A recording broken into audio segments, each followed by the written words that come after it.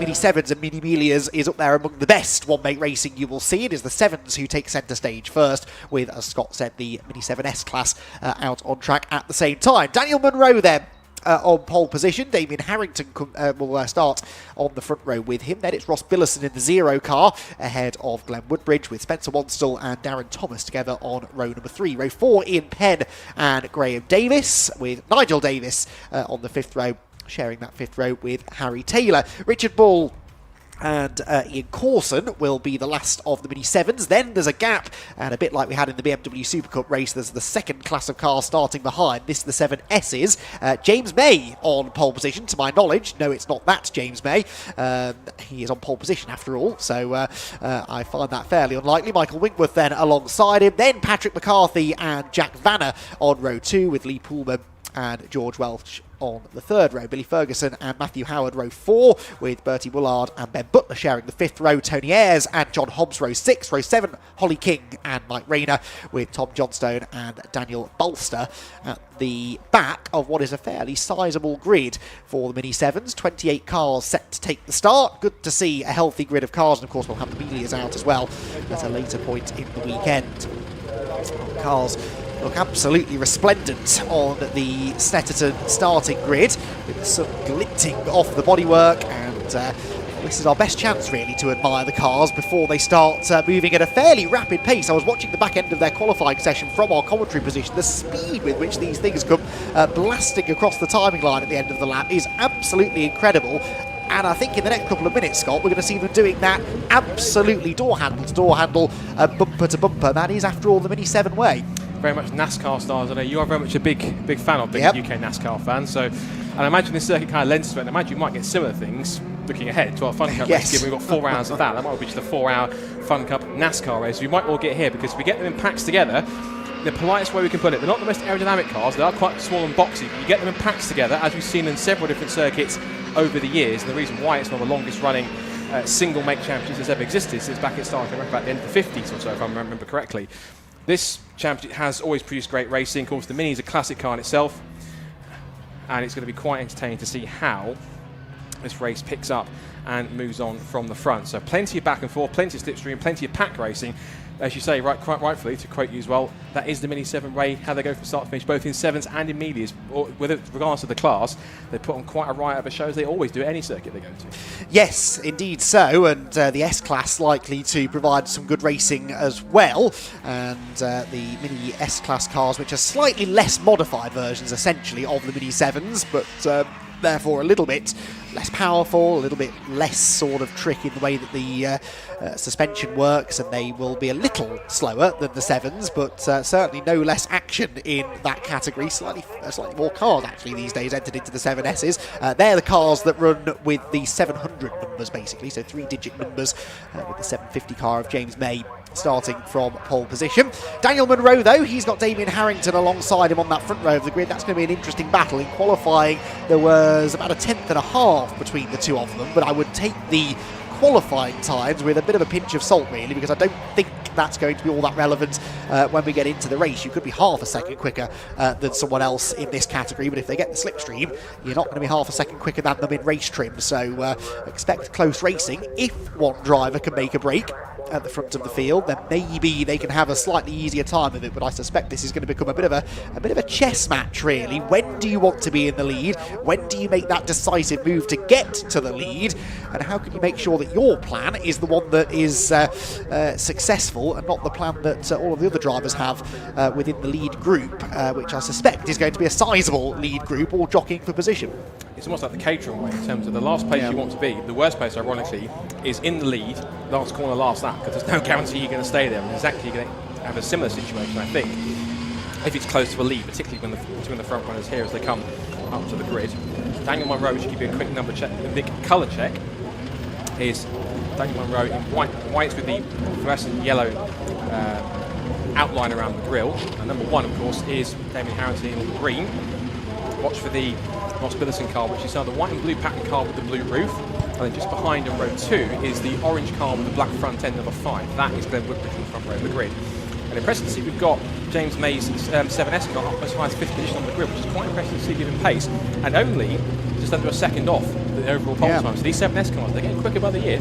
Yes, we see quite a bit of intermingling actually between the classes, and as I said, there are more drivers now in the 7S category, so some quick drivers in that class. Remember, they do have a separate start, so he should be capable of catching up to the 7s, but won't be starting amongst them on the grid. He will be starting from essentially 13th on the grid, but I think they do a split start in the same fashion as the BMWs.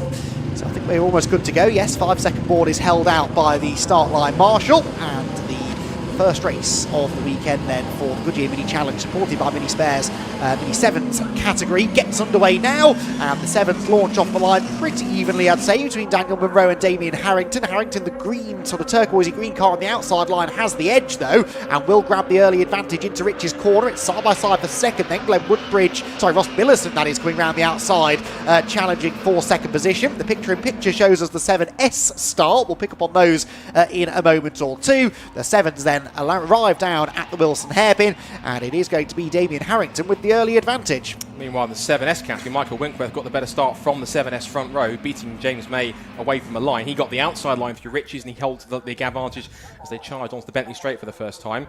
Wait with bated breath, wait for it. We're waiting for it to come into view, and as we just shoot back to mid-pack in the 7S category, that is all over each other. Now we come to the leaders, and it's now once again from what was, I think, from the pole position, Munro and Harrington once again side by side.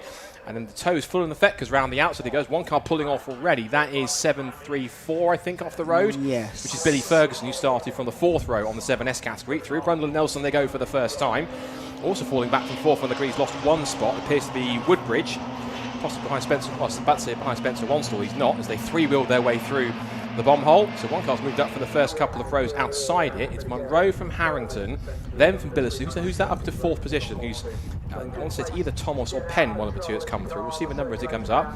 Got the 0 of Billison. It's number 20, in fact, which is Darren Thomas from the 3rd row of the grid. So up into this leading 4 already, have made up 2 spots from the 3rd row. Cross the line they'll come, and they get the side drop. They've really hugged the pit wall in the toe. So top 4 cross the line as it was.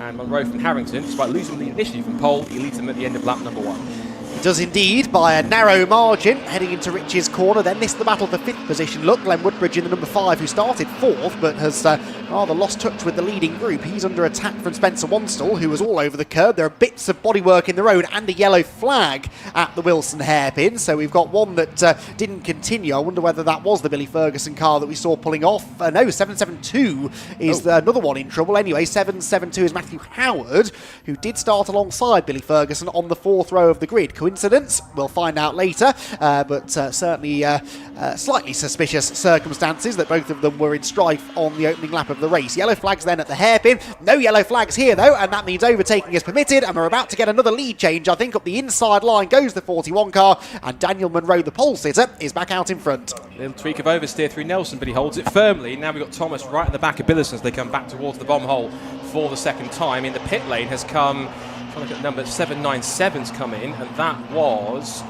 Jack Bannon, who started on the 2nd row of the grid of the 7S category. So as long as he starts off a top 5, out of the race at least with problems to try and get back on.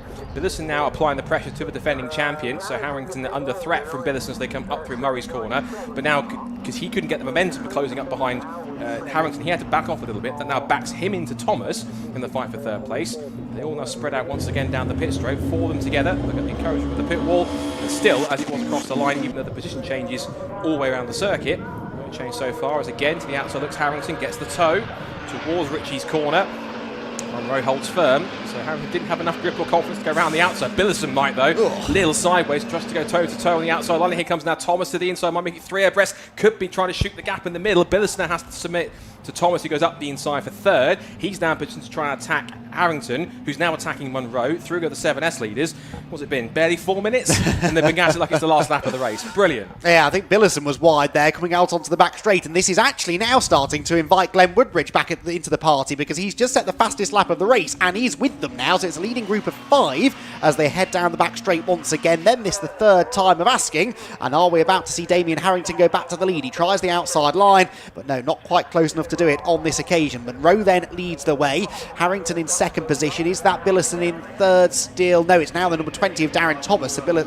Yes, it is Thomas in 3rd, with Billison down to 4th after that grassy moment. Just notice Daniel Munro's windscreen? It's like it's caved in a little bit towards the top. If you look at where the windscreen strip is, you'll see it's not quite firmly put in place. You can see just on the passenger side of that car, it's not quite fixed in where it should be. Whether that's just wind resistance or something's happened that's, I don't want to say dropped on it, whatever's happened to that car, it's not quite fully in place. Whether that's how that's going to affect it aerodynamically or not, I'm not 100%. But I noticed that detail and thought that's not like the others. Well, that's going to definitely generate more drag, isn't it, as the air goes underneath the roof basically and catches in the car, and it will probably not be a very pleasant driving experience either. So yeah, well spotted, Scott. Daniel Munro then with an extra challenge to face, as if he didn't have enough trouble on his hands already, because Damien Harrington again tries the outside line into Riches, but isn't quite able to make that one stick. The leading 3 covered by 0.6 of a second at the beginning of the lap, and that is very much about to become a leading 5 as they head towards the hairpin. Defensive line taken by the leader right round the outside, attempts to go Harrington, but you've got to be careful. Going to the outside could end up opening the door for someone else to come through. Or whacking the tyre stack on the inside if you're not too careful. They're going at it again side by side, further back in the top 5 for the 7S category. Looking at them, it's Winkworth, May from McCarthy, Pullman and Woolard. That's the top 5. But the top 2 in that category were separated by about 0.5 of a second. And there's Martha Rowe back into 66. That is 66 Richard Bull, who was the back of the field anyway. It's now almost 3 abreast, that are at least 2 by 2 in the mini ones. And also look, you can see behind them, Woodbridge has caught them up now for 5th position. It is 5 for the lead, as now Billison has got now Munro to his outside, back to 4th. So through all of that, Munro was leading across the line. He's been shuffled back to 4th, and it could be 5th by the end of the lap if Woodbridge takes advantage. Yeah, this is proper Mini 7 racing, isn't it? And we are not even. We're only just gone a quarter of the way through the race. It's all about trying to establish yourself out in front. What you hope when you're the leader, as Munro almost slides completely off the road. He will hope if you're the leader you can escape from all of this drama and get away. Tony Ayres, unfortunately, is going nowhere. His car stops at the side of the road, and that will be a yellow flag showing wherever he is, possibly down the back straight, was that? Yeah, about the Bentley straight, or possibly on the run towards maybe the Rundle-Nelson complex by the look of it, or halfway down the straight at least. Harrington with the advantage then. So Harrington, Thomas, Billison, Munro, Woodbridge with the fastest lap of the race. You can guarantee, given this close, it won't stay like that for the next 13.5 minutes. They power through Ritchie's together. It's almost a game of who can get to the track limit centre the closest without tripping it, but they're all trying it, and it looks like Woodbridge was closest enough. Pitching through the corner, side by side for the 7S categories. We've got both lead battles in set. As we go up the inside, Winkworth gets back inside. And Winkworth is now battling with May for that position. McCarthy's there 3rd, and Bull also lost a few more positions as he's fallen back down the order. It's also one car we've seen that's dropped backwards when he was battling for the top 5 is Spencer Wanstall. He's down in 19th. So whatever happened to Spencer, he was battling with Woodbridge for 5th position early on in the race, was already there. He's now side by side for lead again, nearly 3 wide, as Billison thinks, this looks fun, I want to play too. Yeah, not quite late enough on the brakes though, was he? Damien Harrington had that one covered, that's telling. Despite giving that nice slipstream to Darren Thomas, Darren wasn't able to find a way past. They head down into the bomb hole as the 7S leaders are, I believe, are going to arrive into that part of the circuit 3 abreast, aren't they? Because Winkworth and James May are delaying each other, and that's opened the door now for the 793 of Patrick McCarthy to get to the inside of them. Wouldn't be surprised if he was leading by the time they get to the end of the lap. Out of the final corner we go then, over the exit curb for the leading 7s. Who is that in the lead? Is it Patrick McCarthy who's gone through? No, it looks like it still might be Michael Winkworth who had the edge. We'll get them across the timing line. It'll probably have changed again by the time they get there. But in fact, yes, there they are, side by side into the final turn. Brilliant racing. You need about 3 or 4 sets of eyes to follow all of the action. Yeah, both lead battles in set as Billison tries to power it round the outside and hold on to the place of Munro. Well, he's hold on to it because Munro has the inside line to reclaim it. Under brakes between them. Also in there is Woodbridge trying to force the issue and make it 2 positions that the 0 car is going to lose. And almost elbows him out wide. They go side by side onto the Bentley straight, which on the 200 layout is not the easiest thing to do, particularly with the tyre stack on the inside line. And now it's Darren Thomas versus Damien Harrington. Thomas the pursuer, Harrington the pursued. Then they've got a gap to these 3 cars, and Billison's trying to run away and gap, but he's finding himself now in no man's land because he's pulling away from Billison, from Munro and Billison and Woodbridge behind him, but he's trying to gap with no toe to get towards Harrington and Thomas. He needs to rely on these 2 again holding each other up to make it stick. Looking back with our 7S category, who've just entered the Bentley straight, and it is now on the category. It's Mays back into the lead. The pole sitter from Winkworth, then McCarthy, then Pullman. They're separated by about roughly a second between the 4 of them. So you rightfully said, wherever you look, there's tight battles in both league classes, and we still haven't hit half distance yet. We haven't. There's plenty more of this to come, but I noticed there as the Sevens slide their way through Coram Corner, I noticed that Darren Thomas, for the first time really, didn't attempt to get alongside Damien Harrington down the back straight. I think he's realised that they're getting away from the third place battle, and that's his opportunity maybe to make it a two-horse race for the victory. We'll see whether he ducks out of the slipstream into Richard. Well, he's not really close enough, to be fair, at this particular point. So Harrington leads, Thomas second, Monroe third, Billison fourth, and Glenn Woodbridge completes that leading group of 5 in the 7S's. It's all kicking off. James May goes across the grass at the final turn, trying to negotiate actually Harry Taylor in a Mini 7. So they've caught now the back end of the 7 class, and that's creating even more hurdles for them to jump. Yeah, and they're going to be side by side. I think given the 7 cars are quicker, but the 7S category are in their own battle, and this is now, again, Winkworth looking to the outside, but he's not far enough on the pace. He did get a side draft from the faster 7 car, but couldn't quite make it happen, and now there's a bit of a gap between 3rd, 4th and 5th as Thomas now applying the pressure in the slipstream, looking to the outside line, which he's committing to. Now it will be the inside for the next corner if he's got enough for side draft, but in pulling out the toe, there's not that much power. He needs to have more momentum to try and get the side draft, to pull alongside, to be in position, trying to make it stick. Like these two here, we've now got Woodbridge going to the outside to make that one on the undercut. Billison shuts the door.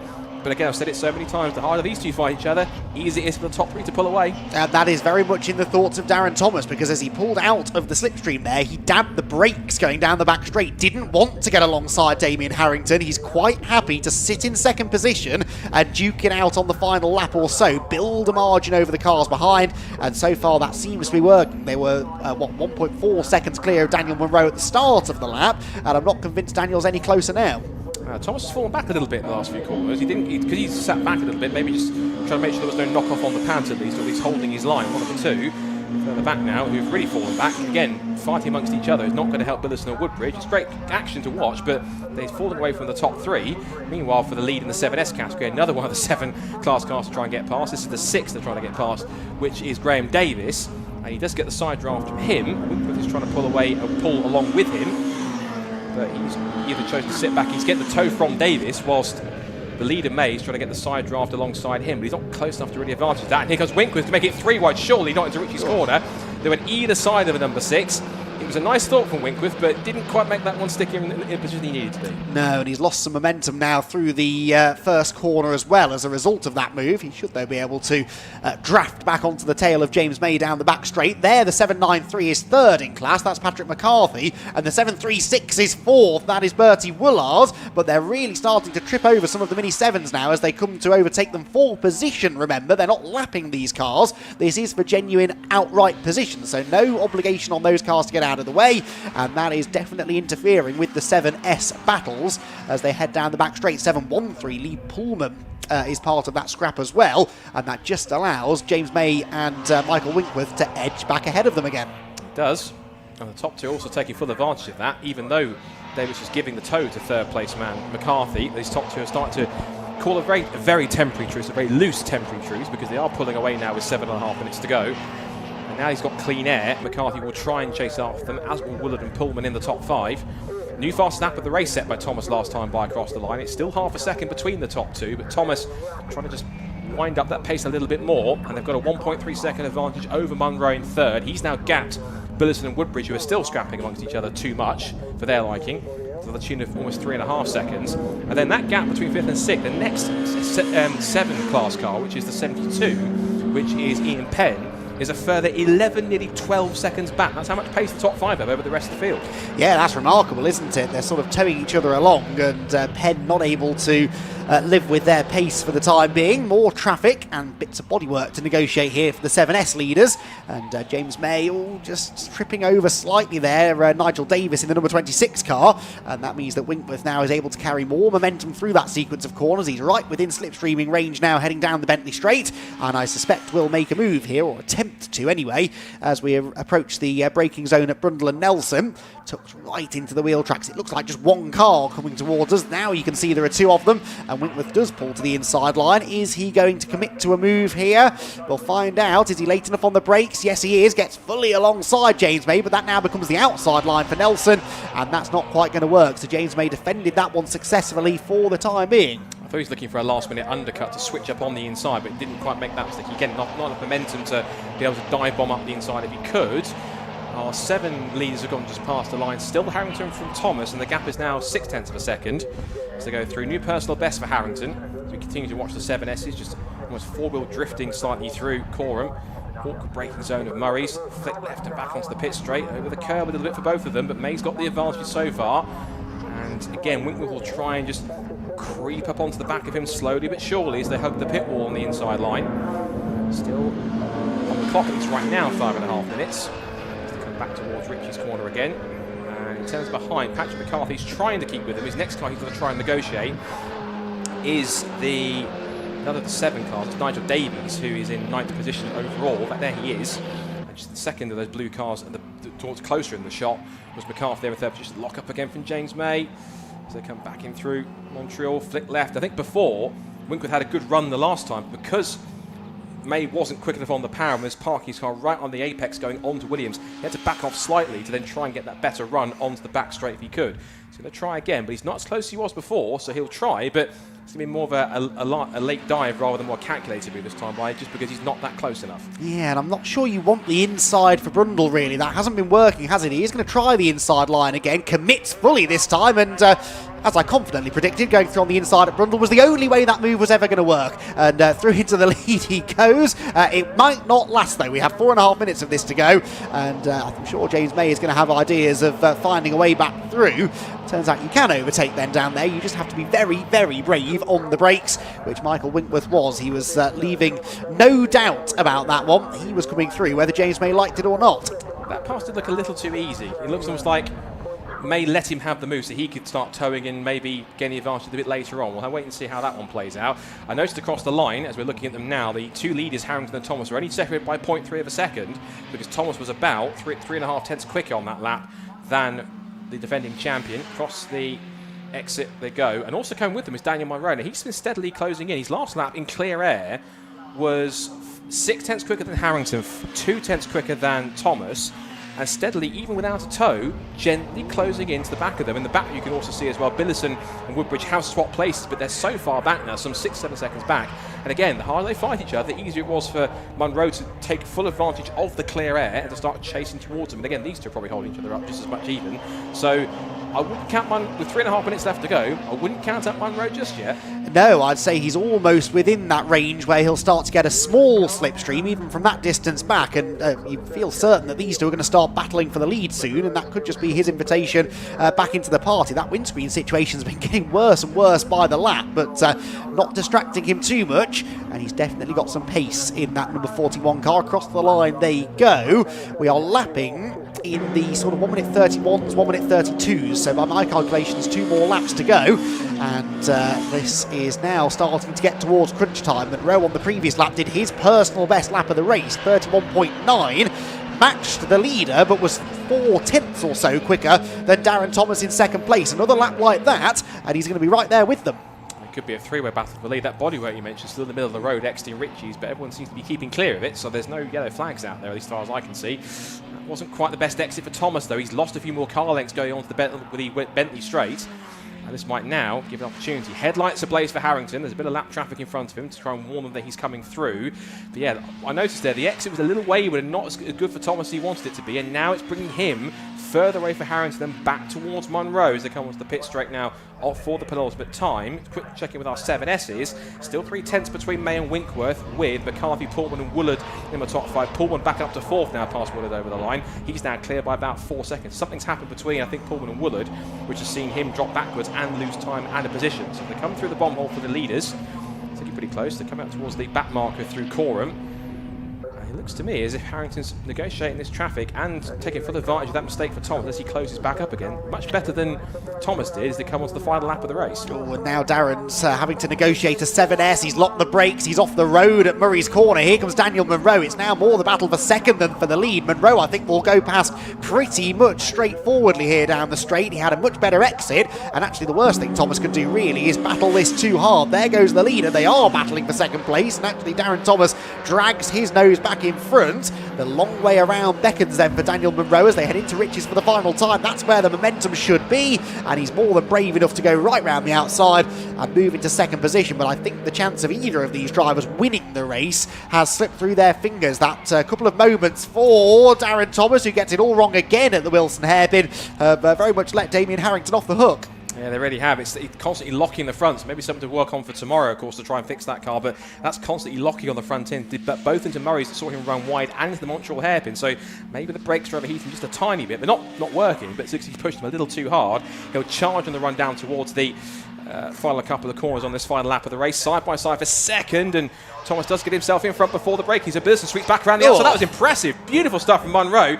Gets a little sideways, back round the outside for second place. This could be right to below, but they're still side by side. They run panels on the exit through Nelson, and Thomas is back through. They changed positions 3 times in about 5 seconds. That's incredible. Now they're literally pushing each other through the bomb hole. This is going to be a real grandstand finish just for second place, whilst Harrington, meanwhile, is away and gone in the lead. That was fantastic stuff, wasn't it? So Ross Billison, Daniel Munro is going to have one more chance here to try and make the move stick. Goes to the inside into Murray's. Can't quite make that one stick. It's going to be a drag race to the line, this one. Damien Harrington, though, is well on his way to a checkered flag, and he's going to claim the victory in the first race of the weekend for the Goodyear Mini Challenge, supported by Mini Spares at Mini 7 Championship Race. Across the line goes Darren Thomas in second. He hangs on to second position, and Daniel Munro has to settle for third. That's a bit of a turn up for the books, isn't it? Having started on pole, led early on, faded in the middle of the race, and looked like second place was going to be handed to him on a plate there, but it didn't quite pan out that way. Now in 7S's, this is Michael Winkworth under attack from Patrick McCarthy, but where is James May?